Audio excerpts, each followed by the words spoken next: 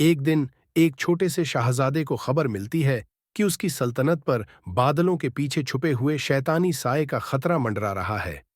क्या एक छोटा शाहजादा अपनी बहादुरी का तोहफा साबित कर पाएगा? एक सुंदर और शांतिपूर्ण सल्तनत में, जहां चारों ओर हरियाली और खुशबू फैली हुई थी, एक छोटा शाहजादा रहता था जिसका नाम हमजा था।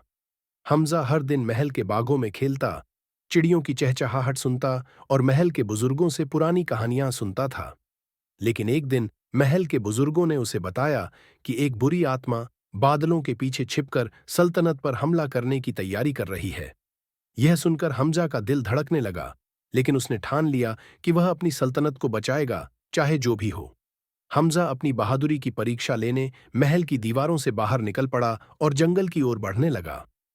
जंगल में घुसते ही उसे अजीब अजीब आवाजें सुनाई देने लगीं और चारों ओर घना सन्नाटा छा गया। लेकिन हमजा ने हिम्मत नहीं हारी और आगे बढ़ता गया। कुछ समय चलने के बाद हमजा को एक पुराना पेड़ मिला, जिसके नीचे एक जादूगर बैठा हुआ था। जादूगर ने हमजा को देखा और मुस्कुराते हुए कहा, जो सच्ची बहादुरी दिखाता है उसे प्रकृति का आशीर्वाद मिलता है। फिर जादूगर ने हमजा को एक जादुई ढाल दी और कहा, इस ढाल से तुम किसी भी बुराई का सामना कर सकते हो। हमजा ने ढाल लेकर आगे बढ़ना शुरू किया और अचानक उसका सामना उस शैतानी साए से हो गया। साया जोर से हंसा और बोला, क्या तुम इतने बहादुर हो कि मेरी ताकत का मुकाबला कर सको?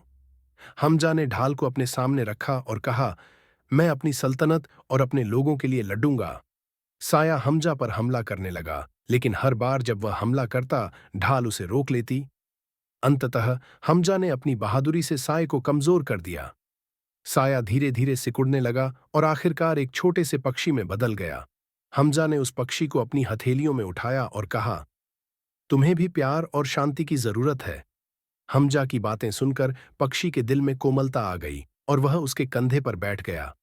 हमजा ने उसे आजाद कर दिया और वह खुशी खुशी आसमान में उड़ गया। जब हमजा महल वापस लौटा तो पूरी दरबार में उसकी बहादुरी और साहस की सराहना होने लगी। हमजा को सच्ची बहादुरी का तोहफा मिला था, अपने दुश्मन को माफ करना।